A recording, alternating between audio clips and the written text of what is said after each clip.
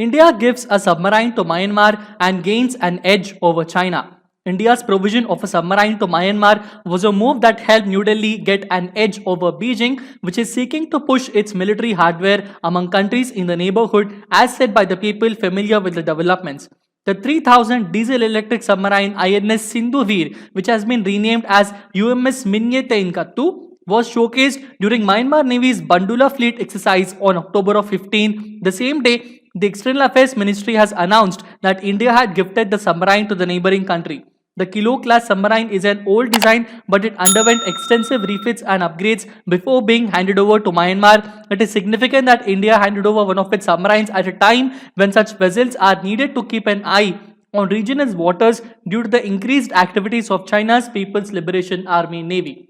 Hello and welcome back for another interesting session of the defense updates provided by SSB Crack Exams. I am Hemant and I would like to introduce you that SSB Crack Exams is India's largest, most preferred online defense exams preparation portal. If in case you are preparing for various defense examinations like NDA, CDS, AFCAT, INET, Territorial Army, Central Armed Police Forces and various other Army, Navy and Air Force related examinations, I can recommend you and I highly request you to download our Android app from Google Play Store and start off with our courses wherein which you get a lot of important lecture content, study material, quizzes and sample practice questions for your aid for cracking the examination. You can even follow us on all sort of social media platforms to stay updated and stay tuned with all the important defense related updates and issues. Beginning with the question of the day that I have posted on 22nd of October 2020, that is yesterday, and the question that I asked was, which European aircraft company has released its vision of future light combat aircraft on 16th of October 2020? I repeat the question, which European aircraft company has released its vision of future light combat aircraft on 16th of October 2020? Nobody has answered this particular question in the comment section, and the correct answer for this is Airbus. Okay, so it was Airbus that has released its vision of the future light combat aircraft, and it looks in this particular way. Okay, so a presentation was given, and this Airbus is a subsidiary. The Spanish Airbus company was that particular company. The Spanish division of the Airbus is responsible in releasing this light combat aircraft, and this light combat aircraft of the Airbus of the Spanish division is intended only for the country of Spain. Okay, so both of these, the Mr. Fernando Pieces, who is the head of the Eurofighter program in Spain and also the military aircraft part of Airbus Defence and Space, and also Mr. Javier Escribano, he's the head of future combat programs of both of these are a part of the Spanish division of Airbus. They have released on 16th of October 2020 regarding the Airbus's future jet trainer program. Okay, so this is a jet aircraft and it is a single engine transonic performance jet trainer aircraft. Okay, so this is a trainer aircraft, remember. Okay, so this is a trainer variant that has the stepped two-seat cockpit, and it is offered with and without internal gun. Multi-mode radar is also included, and in-flight weapon system simulators can be installed with a library of synergic targets and threats as mentioned here. So Airbus was that particular company which released the future light combat aircraft in a particular way. So now let us begin with the first and foremost important defense update, and that is that India and Kazakhstan are exploring the co-production and co-development of various defense products. This is regarding a very important summit that took place few days back. It is the India-Kazakhstan Defense Cooperation Expo. This expo is a virtual 2-day conference. It took place on a virtual mode and it was organized by the FICCI and Ministry of Defense last week. Okay, so who is that particular person who is giving this particular details regarding this update? He is Mr. Sanjay Jaju. Mr. Sanjay Jaju is the Joint Secretary of the DIP of MOD. He has said that several Indian companies, they are already in talks with various Kazakhstan related defense industries for co-developing the defense products with our country, which include a lot of important ammunition, the guns and various other army related products also. If we go through this in more detail, and also speaking at the event, Yerbol Bulakpev, who is the head of the Directorate, the Department of Defense Production and the Ministry of Industry and Infrastructure Development of Kazakhstan. He is the very most important person who participated in this particular summit, India-Kazakhstan summit on the virtual mode representing Kazakhstan. He even said that the number of priority areas, he even highlighted the two countries, and that was recorded in the joint group meeting in the year of 2018. Okay, also I would like to mention here in a very few details that people must remember that India has come a long way in defense manufacturing. From a very paltry base, we now manufacture the entire range of equipment for three verticals of the forces. So all of these items between our country and Kazakhstan will be in a range that will be best in class artillery guns to battle tanks to bulletproof jackets, combat aircraft, entire range of ships and submarines, missiles, everything that is required in maintaining the sovereignty and defense of a nation. So Mr. Sanjay Jaju, who I mentioned, this particular person, he also said that one of the most important factors not only to manufacture in India, but for India we should also manufacture for all our friendly foreign nations, and that is the reason why he is mentioning this particular important update. Let us go through with the next update, and the next update is regarding the Chief of Naval Staff. He is reviewing the operational readiness agency. He has reviewed this particular one. This happened few days back, 2 days back. So Chief of Naval Staff Admiral Karambir Singh, accompanied by the Flag Officer Commanding in Chief of the Western Naval Command Vice Admiral Ajit Kumar, both of them, he arrived at the Karwar Naval Base.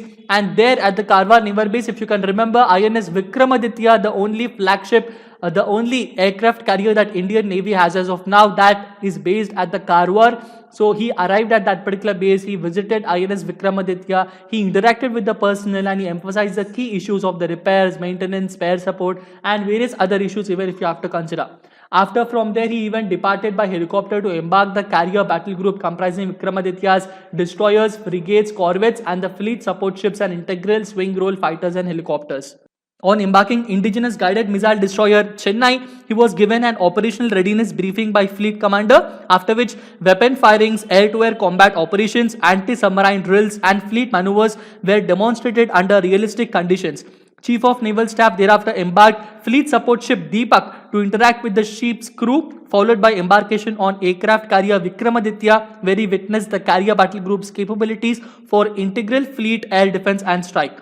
Addressing the combatants of the carrier battle group over broadcast from Vikramaditya, he even complimented them for continuously maintaining peak combat readiness and high tempo of operations over the past months in spite of the challenges posed by the COVID-19. Indian Navy has remained mission deployed and combat ready across the Indian Ocean region, even through rough seas during the monsoon period, towards maintaining the maritime security of the nation. He highlighted various issues including Operation Samudra Setu, Mission Sagar, Act East policy, and all the other important issues. That is it regarding this important update. Going through with the next important issue is regarding that the Navy has operationalized the first batch of its women pilots. Who are they? They are three important officers. They include Lieutenant Shivangi, Lieutenant Divya Sharma, and Lieutenant Shubhangi Swarup. All of these three are considered to be the first Indian naval pilots. Okay, so they were a part of the 6 pilots of the 27th Dornier Operational Flying Training Course. Okay, and they graduated as fully operational maritime reconnaissance pilots. So all of these three are the fully operational maritime reconnaissance pilots. They passed, they got this particular certification from INS Garuda in Kochi on 22nd of October 2020, that is yesterday. And a ceremony was held regarding that particular one, and in that ceremony, Rear Admiral Anthony George BSM NM, the Chief Staff Officer of the Training of the Southern Naval Command of Kochi, he was a chief guest. And Lieutenant Divya Sharma, who we see here, Lieutenant Divya Sharma, she is from Malaviya Nagar in New Delhi. Lieutenant Shubhangi Swarup, she is from Tilhar in Uttar Pradesh, and Lieutenant Shivangi is from Muzaffarpur in Bihar. If we go through in detail regarding these are the first batch of women pilots of Indian Navy, and these have been operationalized yesterday on Dornier aircraft, which you can see in the background, by the Southern Naval Command. Going through with the next important update is regarding that India has gifted a submarine to Myanmar. This is what I was discussing with you in the introduction session. This is a 3000 diesel electric submarine, INS Sindhuvir. Okay, INS Sindhuvir is that particular submarine. We gifted this INS Sindhuvir to Myanmar on October of 15th. Okay, we gifted this particular one, and Ministry of External Affairs has released a notification on October of 15th. It released an advertisement mentioning that this INS Sindhuvir has been gifted to a neighboring country. So this includes two important things. One thing, why we gifted this particular submarine to Myanmar, there are two important issues. One is that we need to increase our presence in Indian Ocean region. Okay, the first reason is about increasing the presence in Indian Ocean region. The main reason is because Myanmar is that particular country which is a part of the Indian Ocean region, and it is a country with lot of important environmental and various other navigational capabilities. So one more thing, the second reason why we are gifting this particular reason to Myanmar is that we need to increase our presence more than China. Another way is to decrease the presence of China on Myanmar. So there are two important reasons. One is about increasing the presence of India in the Indian Ocean region, thereby establishing a permanent and secure relationship with the countries that are mentioned here. And securing a relationship with Myanmar is extremely important for our side. And the second reason is about we have to decrease the Chinese presence on Myanmar, which has been growing in the recent days. So this includes that by giving this particular submarine. One more thing that you have to remember, that they named INS Sindhuvir as UMS Minye Tenkattu. And another important reason that you have to also understand is this submarine is the first submarine of Myanmar. Okay, so this is the first and foremost submarine that Myanmar is possessing, and we gifted this submarine to Myanmar. So that is it regarding this important update. Going through with the next important update is regarding about appreciating the pact of India and Nigeria on cooperation in exploration of outer space. If you can also remember that about 1 month back we were also discussing regarding this important issue in the month of August 2020 that India and Nigeria are signing a pact both together about cooperation in the exploration of outer space. So what are the two important companies that have signed an MOU? The Memorandum of Understanding has been signed between Indian Space Research Organization, which is in Bengaluru, and also by the National Space Research and Development Agency of Nigeria. Okay, both of these important governmental agencies, they have signed this particular Memorandum of Understanding in June of 2020. And according to an official release, this MOU will lead to the setting up of a joint working group drawing members from both ISRO and NSARDA, which will work further out and it will work out the plan of action, including the time frame and the means of the implementation.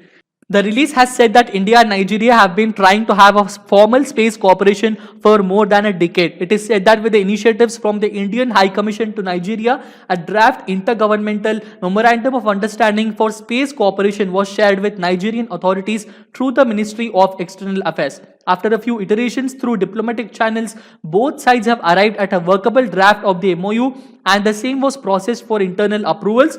Though the approvals for the signing of the MOU was obtained in time, appropriate occasions for the signing of this MOU have not arisen due to the cancellation of few visits in late 2019 and early 2020, and also by subsequent COVID-19 pandemic related times. Going through with the next important update is regarding theaterization is going to take a number of years. This is being said by Army Chief General Manoj Mukund Narawane. What is the meaning of theaterization actually? Theaterization, it refers to the placing specific units of the Army, Navy and Air Force under a theater commander. Okay, so already theaters are mentioned that People's Liberation Army is maintaining these sort of theaters. What they do is both all the three important forces, the pillars of the defense of the People's Liberation Army, Navy and Air Force, they go hand in hand with synergy, and all the three will be coming under one theater commander. That is what Chinese is following since last few decades.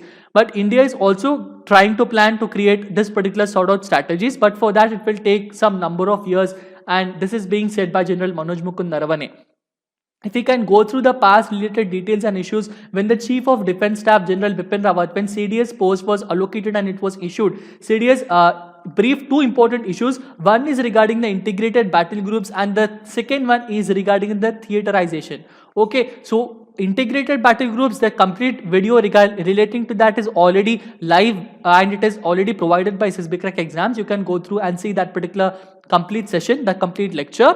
But regarding the theater commands, we have to understand that it will take a number of years, because here what all things are going to happen is, as per he says, Army Chief is said that there is a requirement for the mid-course corrections. The meaning of mid-course corrections is, even if we continuously declare that, even if we suddenly declare some important theaters and if we declare some people, some crucial commanders or some theater commanders, even then there will be some sort of problematic issues while relating to the operational and the environmental and various other theater related aspects.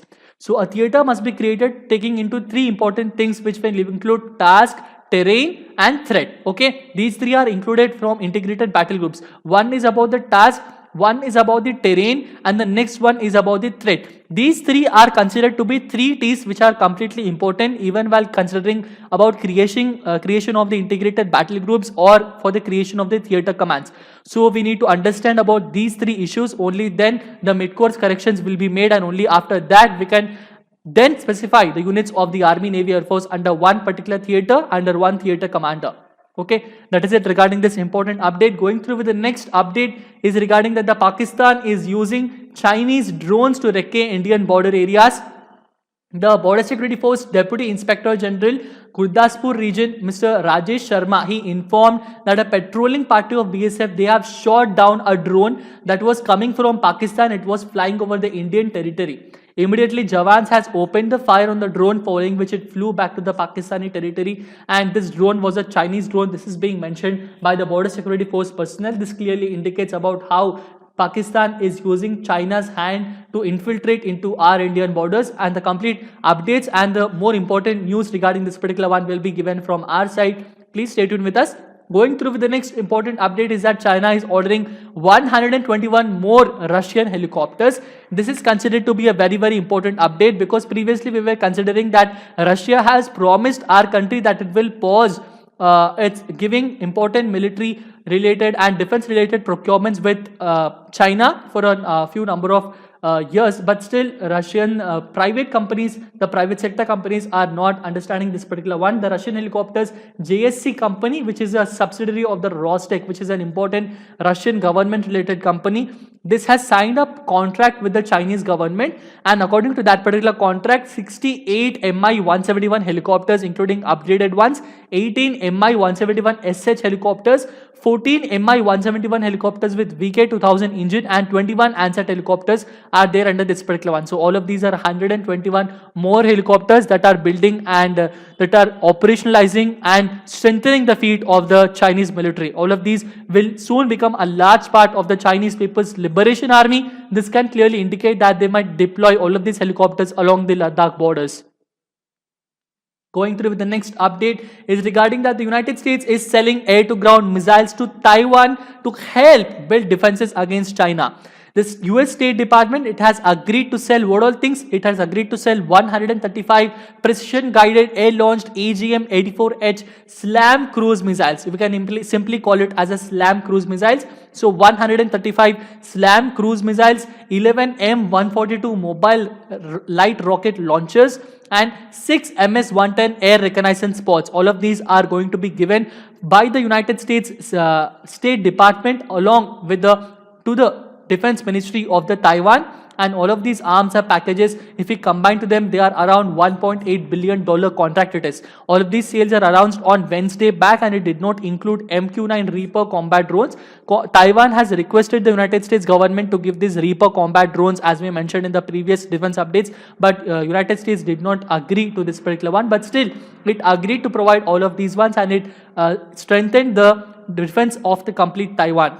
This clearly indicates about how USA is trying to counteract the suppressionist strategies that are being posed by the China. Going through with the next and the final important update is regarding that Iran has unveiling its new version of air defense system.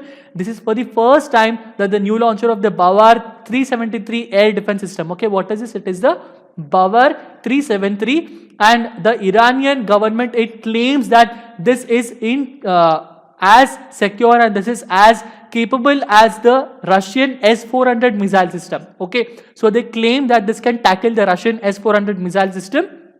And according to the, if we go through the details of the Bavar air defense system, it was unveiled during the joint aerial maneuvers, and all of these were unveiled at a important operation which was codenamed Mudafin Asiman Velayat 99. Okay, this was a joint air defense exercise, and along this particular exercise, this was operated by them, and which included, it was all attended by the air defense units from the army and the Islamic Revolution Guard Corps. Islamic Revolution Guard Corps is that particular corps which caretakes and which will secure the government of the Iran, but IRGC is considered to be a terrorist group by countries like Bahrain and United States of America.